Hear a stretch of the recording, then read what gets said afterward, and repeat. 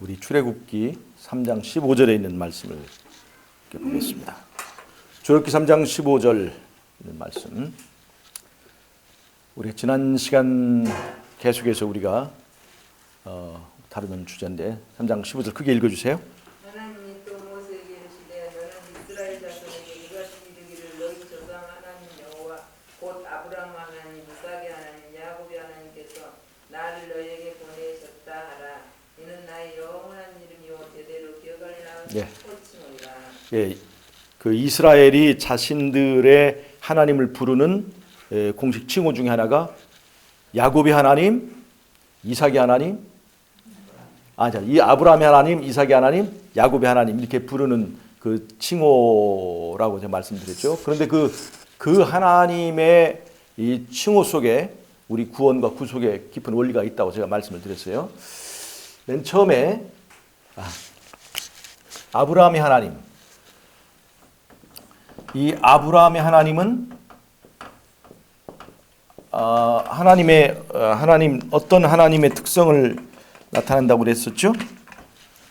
성부 하나님. 성부 하나님. 왜요? 아브라함이 이삭을 바칠 때 어떤 하나님의 마음을 이해할 수 있게 됐어요?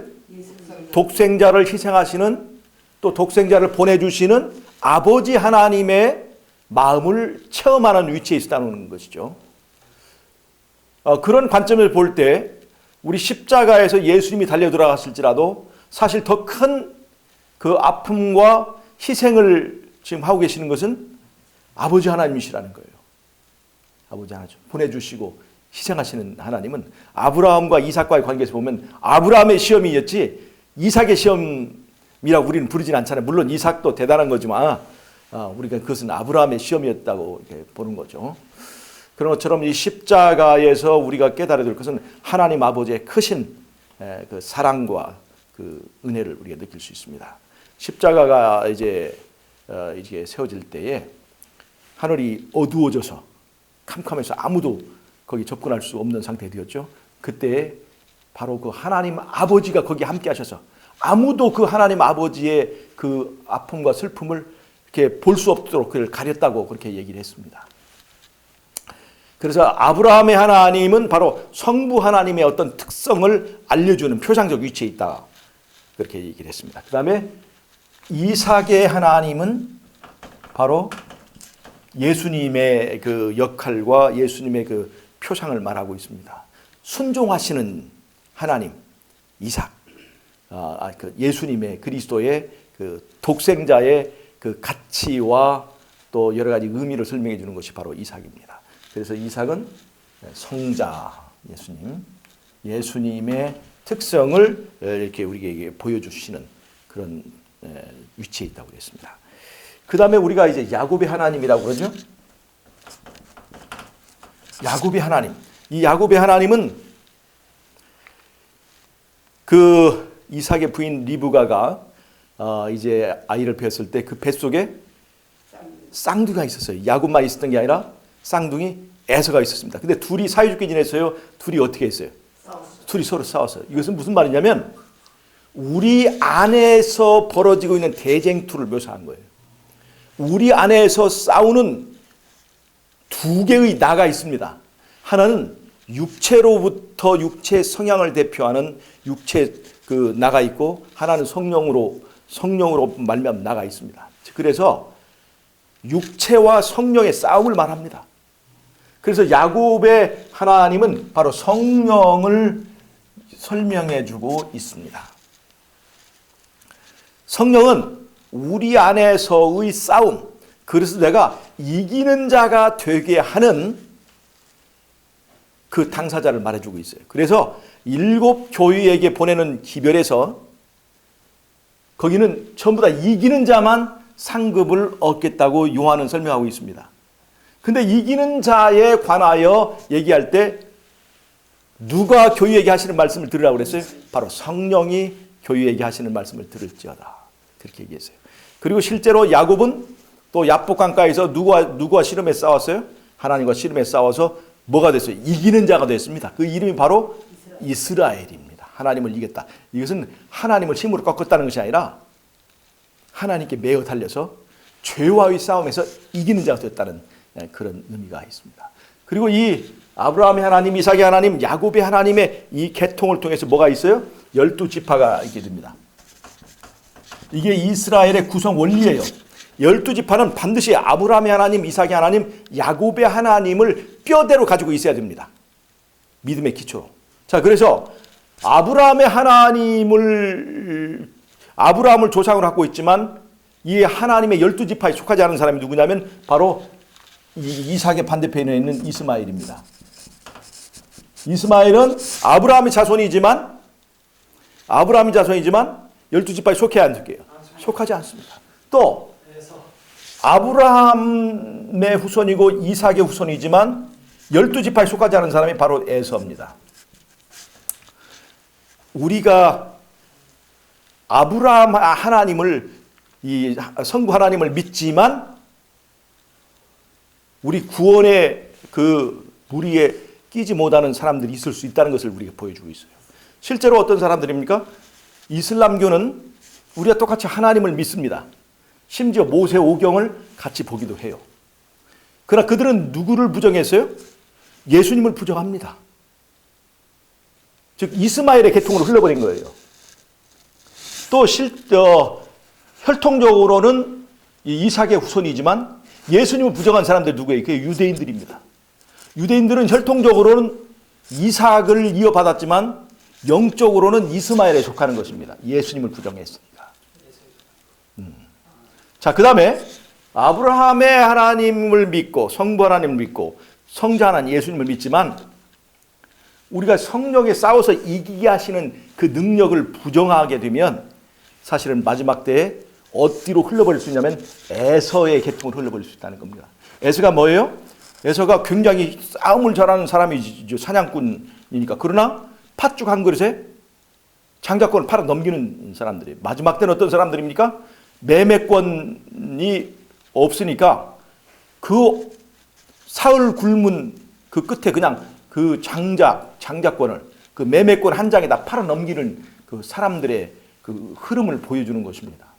이런 것들을 극복해서 우리가 성부 하나님, 성자 하나님, 성령 하나님의 역할과 그 의미를 잘 이해하고 우리가 그러한 계통들을 그 뼈대로 했을 때 우리가 12지파에 속할 수 있다는 것을 보여주는 것입니다. 우리는 때때로 하나님을 믿는다고 까불 수 있을지 몰라요. 그러나 우리는 하나님을 믿는다고 하면서도 12지파에 속하지 못할 수 있고 예수님을 믿는다고까지 하면서도 이해한다고 하면서도 실제로는 구원의 믿음 가운데 속하지 않을 수도 있다는 것을 이 아브라함의 하나님, 이삭의 하나님, 야곱의 하나님 속에 들어있는 구조적 의미 속에서 우리 찾을 수가 있다는 것입니다. 지난 시간에 저희가 말씀드린 것은 이 아브라함의 하나님, 이삭의 하나님, 야곱의 하나님의 뼈대를 통해서 세 천사 기별의 의미를 이렇게 찾아보는 것이었습니다. 첫째 천사의 기별, 아브라함의 하나님과 첫째 천사의 기별, 둘째 천사의 기별, 그리고 셋째 천사의 기별이 이렇게 짝을 이룬다고 제가 말씀드렸어요. 그리고 이 기별을 전하는 사람들이 14만 4천이죠. 14만 4천은 무엇을 대표하고 있어요? 12지파를 대표하고 있습니다. 12지파가 한 지파에 얼마씩이에요? 12,000명씩 대표자를 내놓아서 그것이 바로 14만 4천이거든요. 그래서 14만 4천은 바로 12지파를 대표하고 있습니다. 첫째 천사의 기별, 둘째 천사의 기별, 이 셋째 천사의 기별을 자세히 보면 아브라함의 하나님, 이삭의 하나님, 야곱의 하나님과 패턴이 똑같습니다. 그걸 한번 지켜보겠습니다. 자, 아브라함의 하나님, 이 아브라함의 경험에는 아브라함에게 뭐가 주어졌어요? 약속이 주어졌습니다. 약속. 뭐에 대한 약속? 하나님께서 아들을 보내주신다 하는 약속이 주어졌어요. 이 약속의 뿌리는 어디에서 시작되냐면 창세기 3장 15절에 시작됩니다. 창세기 3장 15절에서 하나님께서 무엇을 약속합니까? 아들을 보내주시겠다 약속하는 거예요. 여자의 후손이죠. 여자의 후손. 그 여자의 후손이 바로 누구냐면 바로 예수님이죠. 예수님이에요. 근데 그 예수님을 표상하는 그 이삭을 이제 아브라함에게 약속했습니다. 그러니까 기별적으로는 같은 기별이라 볼 수 있어요. 자, 예수님이 처녀의 몸에 낳은 것처럼 이삭도 어머니가 90살이 되었을 때, 경수가 끊어졌을 때, 아브라함은 100살 되었을 때, 그때 낳게 하셨습니다. 그래서 이 아들이 육체로 낳은 것이 아니라 하나님의 약속에 의해서 주어졌다는 것을 이삭을 통해서 이제 보여주고 있는 것입니다. 자, 첫째 천사의 기별과 아브라함 속에 들어있는 기별. 아브라함에는 뭐가 들어있어요? 여자의 후손에 대한 기별이 들어있습니다. 여자의 후손에 대한 기별의 의미는 뭐냐면 바로 잃어버린 나라를 되찾아 주겠다는 거예요. 에덴이라고 하는 그 하나님의 나라를 잃어버렸죠. 인간이 범죄하고 그 에덴으로 다시 돌아가고 싶은 거예요. 이 인간의 그 아담의 자손은 에덴으로 돌아가고 싶은 거예요. 다른 말로 하면 하나님 나라가 회복되기를 바라는 겁니다. 그 나라가 지금 누구에게 빼앗겼어요? 마귀의 사단에게 빼앗겼어요. 그 하나님 나라가 회복되기를 바라는 것이 이 낙원을 잃어버린 민족의 가장 큰 기다려지고 또 듣고 싶은 소식인 거예요. 그래서 그것이 영원한 복음이요 천국 복음인 거예요.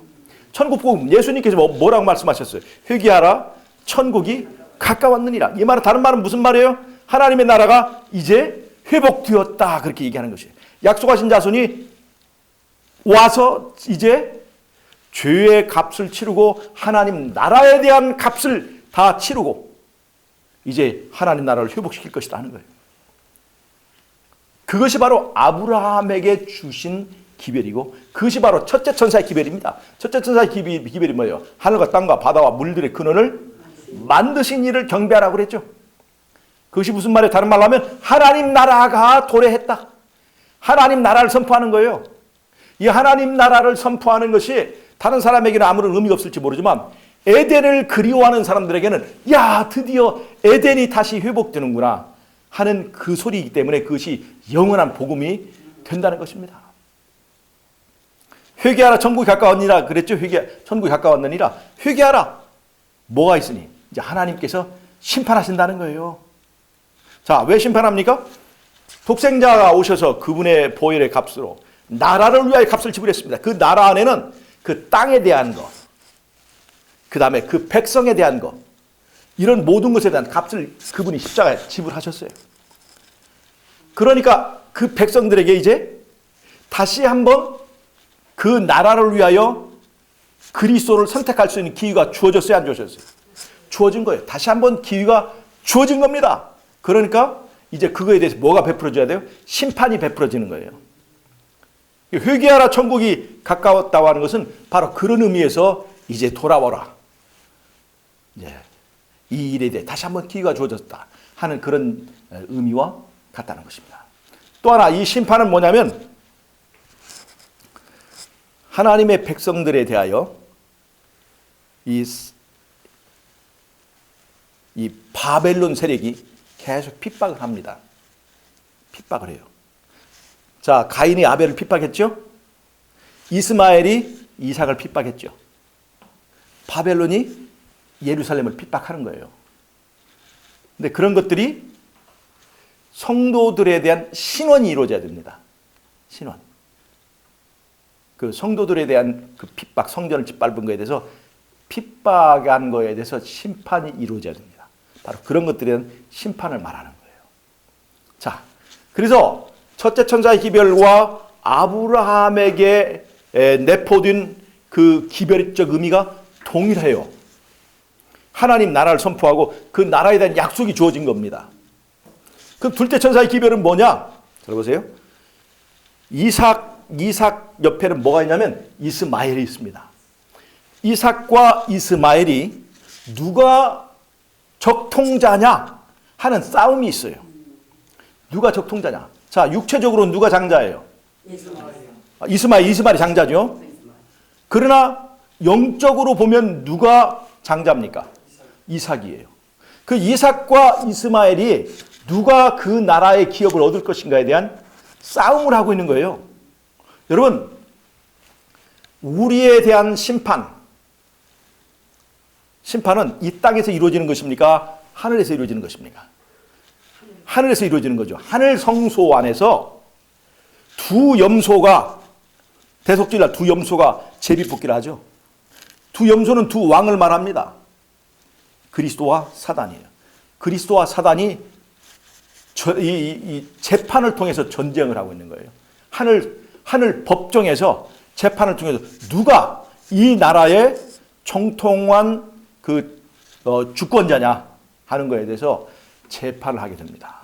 그리고 하나님의 백성들을 핍박한 것에 대해서 그거에 대해서 하나님의 백성들이 신원해 달라고 하기 때문에 그거에 대해서 이제 따지는 거예요.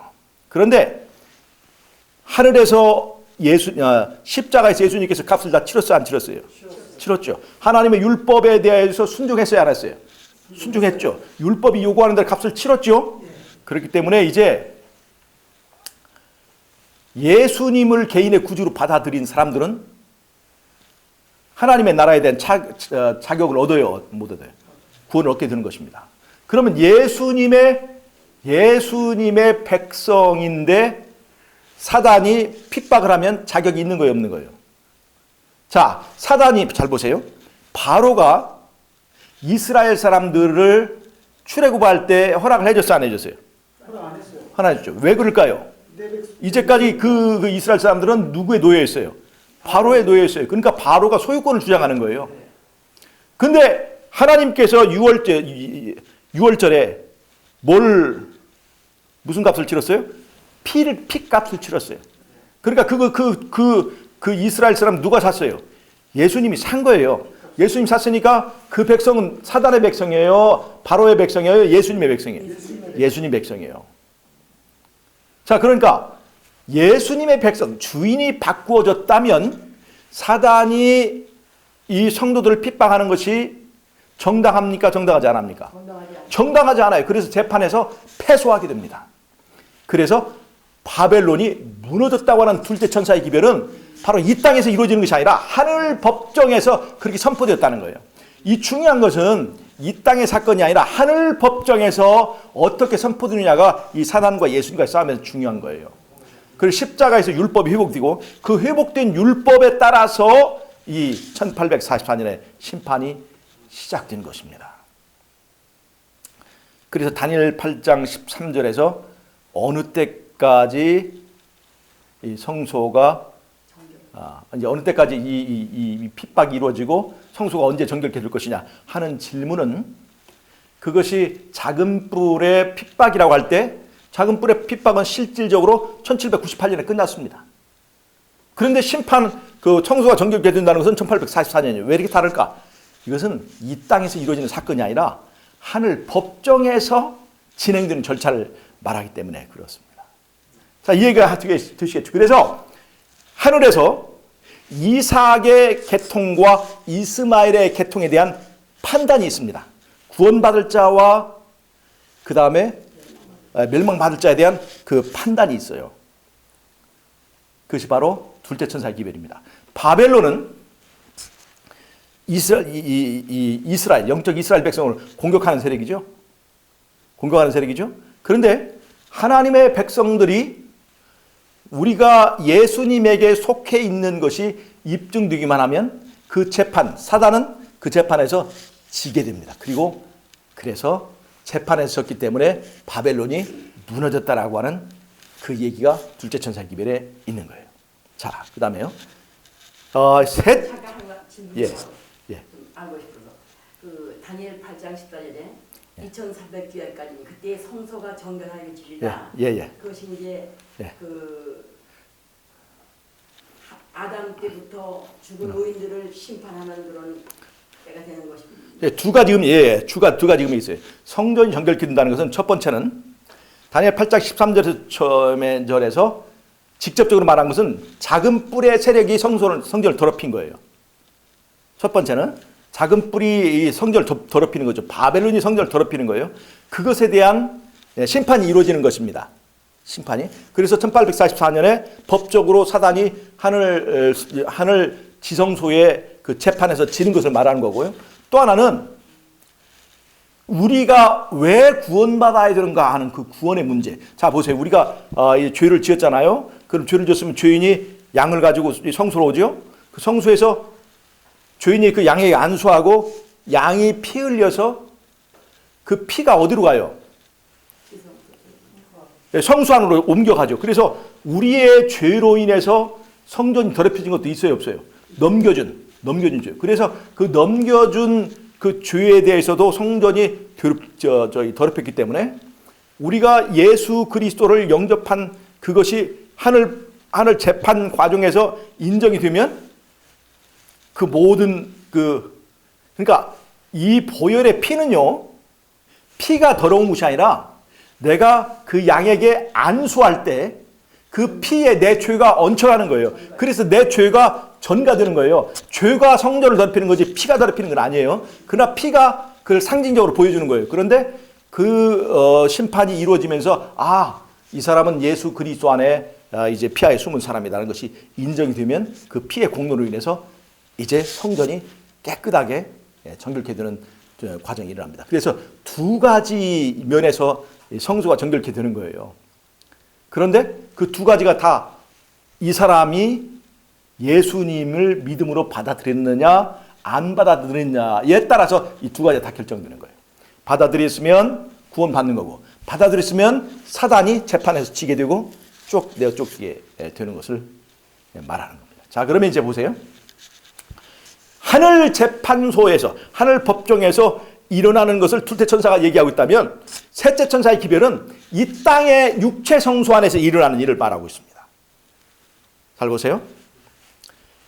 이삭이라고 하는 그 얘기는 불가능한 가운데 태어난 일이죠. 이 불가능성이 거기에 들어 있습니다. 불가능성. 잘 보세요. 이 불가능성은 첫째, 그 이삭이 평범하게 태어나 버리면 그냥 이렇게 다른 아들과 구별이 없습니다. 근데 여자가 완전히 경수가 끝나고 90살 전혀 아들을 낳을 수 없는 상태까지 이르는 것은 이것이 사람이 준 아들이 아니라 하나님이 준 아들이라는 것을 입증하기 위해서입니다. 그런데 또 하나의 의미가 있습니다. 또 하나의 의미가 있어요. 이게 무슨 말이냐면, 하늘에서 인간이 피조물이 율법을 지키는 것이 가능하냐 불가능하냐에 대한 논쟁이 시작됐어요. 가능하냐 불가능하냐. 사단은 뭐라고 얘기합니까? 불가능하다고 얘기하는 거예요. 그 불가능하다고 하는 것을 가능하다고 입증하기 위해서 예수님이 땅에 오시는 거예요. 그래서 이삭의 의미 속에 이 불가능성이 얽혀 있는 것입니다. 즉 90살 난 여자가 아들을 낳는 것처럼 불가능성이 우리 같은 인간이 죄인이 율법을 지키는 것과 똑같다 하는 얘기입니다. 가능합니까? 불가능합니까? 불가능하죠. 근데 누가 그것을 가능하게 해줘요? 예수님 가능하게 해줍니다. 그래서 사단과 예수님의 싸움에서 예수님이 이것을 입증해야 되는 거예요. 입증해야 되는데 첫 번째, 십자가의 상에서 예수님께서 그것을 입증하셨습니다. 인간이 되셔서 율법에 순종하고 죽기까지 순종함으로 인간은 율법을 지킬 수 있다 하는 것을 입증하셨어요. 그리고 예수님 안에 자유가 있고 예수님 안에 천국이 있어서 율법을 지키면 노예가 되는 것이 아니라 자유가 있고 그 다음에 부활이 따른다 하는 것을 보여주어서 사단의 주장을 뒤엎었습니다.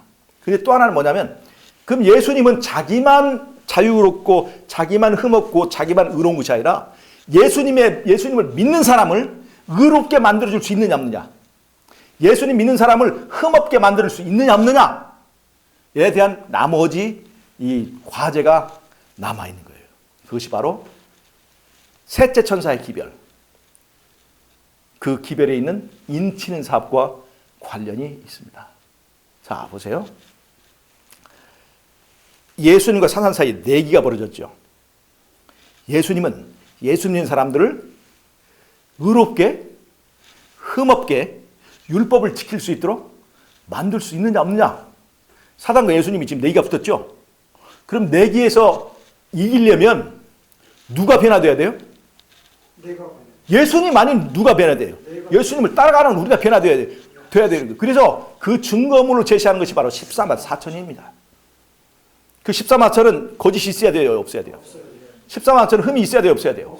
없어야 돼요. 그 흠이 있어야 된다는 것이, 원래 우리는 죄를 짓고 흠이 있는데 예수님이 우리를 흠이 없다고 봐주는 것입니까? 아니면 실제 우리 삶에서 흠이 없는 것을 보여주는 것입니까? 아니요처럼 실제로 우리의 삶이 흠이 없는 걸 말하는 겁니다. 실제로 우리의 삶에서 율법을 지키는 그 행위를 말하는 것입니다.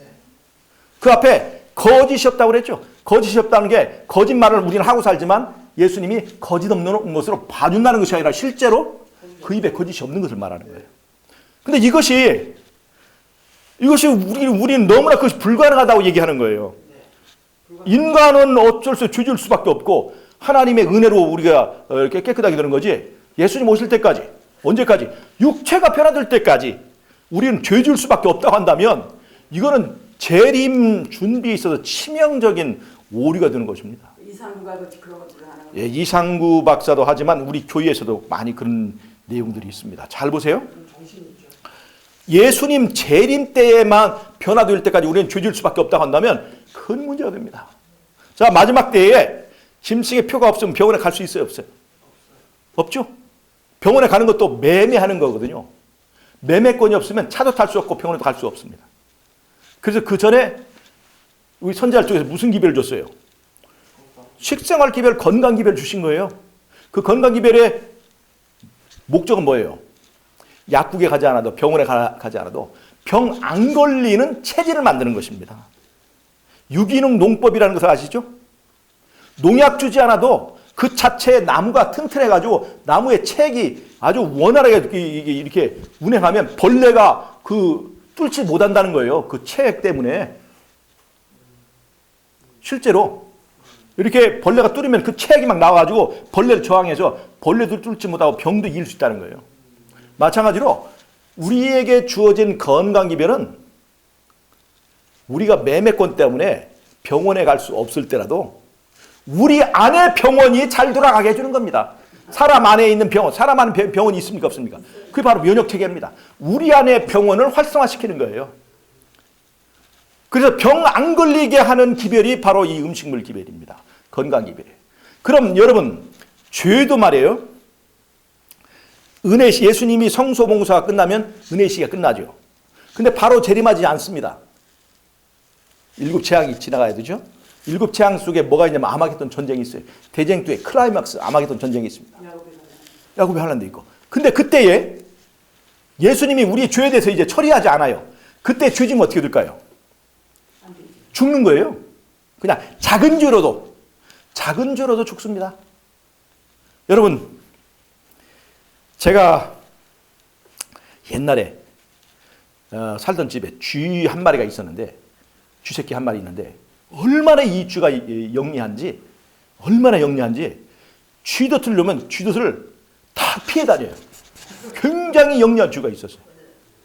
그런데 가만히 보니까 그 쥐가 들어가는 쥐구멍이 저기다 하는 생각이 들더라고요. 확신은 갖지 않지만 철로 많이 다니는 것 같아요. 그래서 지금 너무나 영리해서 이 쥐는 잡을 수가 없어요. 그래서 그냥 잊어버린다 생각하고 그 구멍 앞에다가 쥐구멍 앞에다가 쥐덫을 한번 놨어요. 쥐덫. 탁 치면 탁 이게 잡히는. 근데 이 쥐가 얼마나 영리한지 정말 안 잡히고 여유롭게 가다가 쥐구멍으로 싹 들어가는데 이 쥐가 겸손하지 못하고 그 꼬랑지로 쥐덫을 탁 쳤어요. 그래가지고 쥐덫이 어디에 걸렸는지 꼬랑지에 살짝 걸쳤어요. 꼬리에 걸친 거예요. 꼬리에. 그 쥐가 죽었을까요? 살았을까요? 네, 그날 돌아가셨습니다. 네. 꼬리에 걸렸어요. 이게 몸통에 걸린 것도 아니고. 아니에요. 그 꼬리에 걸렸는데 그 못 도망가더라고. 하여. 살아있지는 않았어요? 살아있었죠. 그 쥐가 얼마나 막 분해하는지 타니까 이 쥐가 왜냐면 화난 거예요. 자기는 영리해서 안 걸릴 건데 꼬랑지에 걸려 죽으니까 너무나 억울한 거예요. 얼마나 화를 내는 쥐가 막 고양이를 그 쥐를 가지고 해가지고 고양이를 갖다 줬어요. 그 고양이가 그냥 낮잠을 자다가 이렇게 어린 고양이인데 낮잠을 자다가 갑자기 쥐가 이 앞에 있는데 쥐가 화가 나가지고 그 고양이를 그냥 콱 물어버렸어요. 고양이가 깜짝 놀라가지고 그 다음부터 이 고양이가 쥐만 보면 도망가는 거예요. 좀 어린 고양인데. 그러니까 쥐를 잡는다고 가는데 쥐가 서면 저도 서. 새끼 고양이에요? 예. 나는 그 고양이가 굉장히 용맹한 줄 알고 근데 독이 오른 이 쥐한테는 못 당하더라고요. 쥐가 고양이를 콱 물어버리는데 고양이가 즐거워하고 놀래더라고요. 잘 보세요. 작은 것에 걸려도 죽을 수가 있다는 거예요. 마지막 때 그렇습니다. 우리가 죄 안 짓는 사람으로 변화되고 우리가 죄 안 짓기 위해서 예수와 완전히 하나 되는 성령 받는 사건이 있지 않으면 그때는 자그마한 죄도 우리가 다 걸려 넘어집니다. 그래서 뭐가 중요해요? 우리도 죄 안 지을 수 있다. 누가 하면? 예수님과 하나 되기만 하면. 그것이 우리가 지금 가져야 될 기별입니다. 그런데 우리가 인간이 죄 지을 수밖에 없어. 그리고 하나님은 죄 지을 수밖에 없는 인간을 죄 없다고 봐주셔. 이것에만 취해 있으면 안 됩니다. 죄 없다고 봐주시는 예수님의 은혜 틀림없지만 우리에게 닥쳐오는 죄를 이길 수 있는, 죄를 미워하는 마음도 그분이 주십니다. 죄를 뱀처럼 미워할 수 있게 해주셔요. 그래서 우리가 지금 뱀을 보면 어떻게 돼요? 징그럽게 느껴지죠? 죄를 뱀처럼 징그럽게 미워하는 마음을 누가 심어줄 수 있습니까? 바로 창조주 하나님께서, 성령께서 해주십니다. 그래서 우리가 그것을 거듭남을 믿는 거예요. 여러분, 마지막 때에는요, 예수님과 사단과의 사이에서 이 싸움이 끝나야 돼요. 즉 예수님이 자기만 의로울 뿐만 아니라 예수 믿는 사람을 의롭게 할 수 있다 하는 것을 입증하셔야 이 대쟁투가 끝나는 거예요. 그래야 바벨론이 완전히 무너지는 거예요. 자, 그러려면 마지막 때 누가 이겨야 됩니까? 우리가 이겨야 되는 거예요. 우리가. 예? 우리가 이겨야 되는 거예요. 자, 우리가 이기고 우리가 품성에 흠없게 드는 것이 누구도 인정을 해야 됩니까? 사단 인정해야 돼. 자, 그러면 인을 친다고 그랬죠? 셋째 천사의 기비 인 치는 거잖아요. 인 치는 거. 짐승의 표와 함께 하나님의 인이 쳐지는 거예요. 자, 인을 치는 것은 이유가 뭡니까? 겉으로 하나님만 알 수 있게 한다는 겁니까? 누구라도 보면 알 수 있게 한다는 겁니까? 인 치는 것은요, 식별을 위해서입니다. 식별. 구별을 위해서요. 즉 누구라도 인정할 수밖에 없도록 하는 것이 바로 인 치는 사업의 그 목적입니다. 누구도 인정할 수 있게, 사단도 인정할 수밖에 없게. 그래서 첫째는 영으로 인칩니다. 영으로. 영이 달라요. 두 번째 품성입니다. 사람이 완전히 달라요. 세 번째 그것을 표로 내세우는 것이 바로 안식일입니다. 이 세 가지 요소를 인은 포함하고 있어요. 마지막 때. 그리고 사단도 자신의 인을 칩니다. 그게 바로 짐승의 표죠. 이건 뭐냐면 자기의 나라를 세우기 위하여 자신의 나라에 거부하고 예수님에게 동조하는 그 사람들을 마지막에 잡아 죽이기 위하여 전부 다 인을 치고 구별을 합니다. 식별을 하는 거예요. 그래서 마지막에 인 치는 사업이 있는 거예요. 자, 둘째 천사의 기별, 바벨론이 무너지는 이것은 하늘 성소에서 이루어지는 일입니다. 셋째 천사의 기별, 인 치는 일은 이 땅에서 이루어지는 일이에요. 이 땅에서. 우리 안에서의 육체 성소 안에서의 대쟁투를 말합니다. 둘째 천사의 기별은 하늘에서의 대쟁투, 법정에서의 대쟁투를 말해요. 셋째 천사의 기별, 인 치는 것은 우리 안에 있는 대쟁투를 말합니다. 대쟁투가 하늘 법정에만 있을까요? 어디에 있어요? 우리 안에서 이루어집니다. 우리 안에서의 대쟁투에서 우리가 승리해야 됩니다. 그래야 내가 이겨야 예수님이 이기는 거예요. 그것이 바로 셋째 천사의 기별입니다.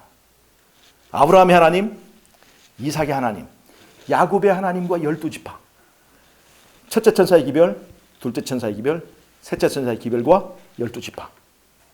같은 구조라는 걸 알 수 있죠.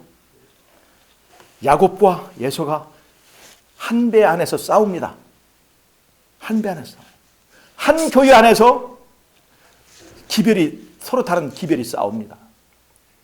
내 안에서 육신의 성향과 성령의 그 성향이 서로 싸워요. 누가 이기도록 해야 될까요? 어떤 인디언의 그 설화에는 그런 얘기가 있어요. 우리 안에 두 마리의 하얀 늑대와 검정 늑대가 있다. 이게 이제 우리 천사와 악마 그런 거라고요. 같은 거죠. 소녀가 얘기했어요. 할아버지, 어떻게 하면 하얀 늑대가 이길 수 있게 할까요? 그랬더니 그 할아버지 얘기했어요. 그건 네가 어떤 늑대에게 먹이를 주느냐에 달려 있어. 우리 안에 성령과 육체의 성향이 싸울 때 누구를 선택하고 누구에게 양식을 주느냐에 따라서 우리가 이기고 지고 하는 것이 달라진다는 것입니다. 여러분, 우리가 말씀을, 성경을 보고 예언의 시를 보면 누가 이기게 될까요?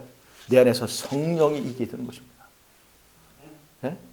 우리가 그 성령의 나를 대신해 싸우는 그 성령이 이길 수 있도록 우리가 할 수 있는 작은 일들을 생각해 보세요. 성령이 힘나게 하는 일, 내 안에서. 그래서 우리가 이기는 자가 될 수 있을까요, 없을까요? 죄를 이길 수 있을까요, 없을까요? 죄는요, 잘 보세요. 죄는 정말로 이길 수가 없는 싸움입니다. 죄라는 건 뭐냐면 우리가 좋아하는 덩어리예요. 좋아하는 것 덩어리. 왜냐하면 잘 보세요. 일본은 우리가 미워합니까, 안 합니까? 미워하는 거죠. 그래서 그 전쟁은 싸우기가 쉬워요. 공산당은 미워하는 거예요, 안 미워하는 거예요? 미워하는 거죠. 그래서 싸우기가 쉬운 거예요. 근데 죄는 내가 굉장히 사랑하는 거예요.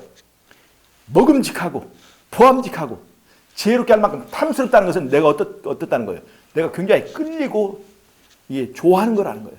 좋아하는 것이기 때문에 그것과 싸워서 이길 수가 없다는 거예요. 내가 좋아하면서 그것을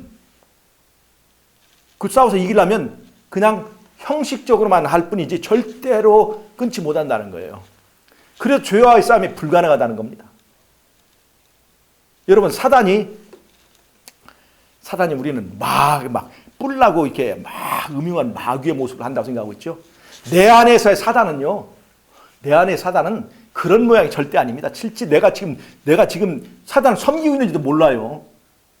그것도 모르면서 사단은 마귀라고 생각하고 있는데 사단은 나의 가장 좋아하는 형태와 그 모양으로 지금 내 안에 자리하고 있는 것입니다. 그래서 그 사단을 이기지 못하는 거예요. 그런데 누가 이 좋아하는 죄를 그렇게 혐오스럽도록 뱀처럼 밉게 만들어준다는 겁니까? 예. 성령님, 예수님, 하나님께서 그 일을 가능하게 해준다는 것입니다. 그 변화가, 뒤집어지는 변화가 있지 않으면 절대로 이기지 못합니다. 이길 수 있을까요? 율법을 사랑하는 사람은 율법을 지킬 수 있을까요, 없을까요? 있어요. 그래서 시편 1편에서 복받은 자는 뭐예요? 주야로 여호와의 율법을 묵상하며, 주야의 율법을 묵상하는 자는, 그리고 그 율법의 길을 좋아하는 사람은 율법을 지킬 수 있을까요, 없을까요? 시편 1편의 그 내용은 거듭난 사람을 말합니다. 죄를 미워하고 하나님의 말씀을 사모하고 사랑하는 사람은요, 율법을 지키는 것이 너무 쉽습니다. 누가 그렇게 가능하게 해줘요? 하나님께서 가능하게 해줍니다. 원래 야곱이 에서를 이길 수가 있었어요, 없었어요? 이길 수가 없었습니다. 근데 누가 이기게 해줬어요? 하나님이 이기게 해줬어요. 야곱이 이스라엘이 될 수 있다는 것은 누구나 다 이스라엘이 될 수 있다는 그 얘기를 말해줍니다. 하나님께 매달리는 자마다 누구나 다 그것을 가능하게 해준다는 희망과 소망이 그 안에 들어있는 것입니다. 여러분, 아브라함의 하나님, 이삭의 하나님, 야곱의 하나님을 믿는 그 하나님의 믿음으로 마지막에 싸우고 이겨서, 내가 이겨서 예수님의 대쟁투가 끝나고 바벨론이 무너지고, 그 다음에 우리는 예수님과 함께 회복된 낙원에 들어가는 저와 여러분이 되시기를 바라면서 오늘의 말씀을 마치도록 하겠습니다. 자, 기도하고 마치겠습니다. 하나님 아버지, 아브라함의 하나님, 이삭의 하나님, 야곱의 하나님을 우리에게 가르쳐 주셔서 감사합니다. 주님 믿고 지와의 싸움 이기고 에덴으로 돌아갈 수 있도록 우리를 인도하시고 도와주시기를 예수님의 이름으로 기도하옵나이다. 아멘.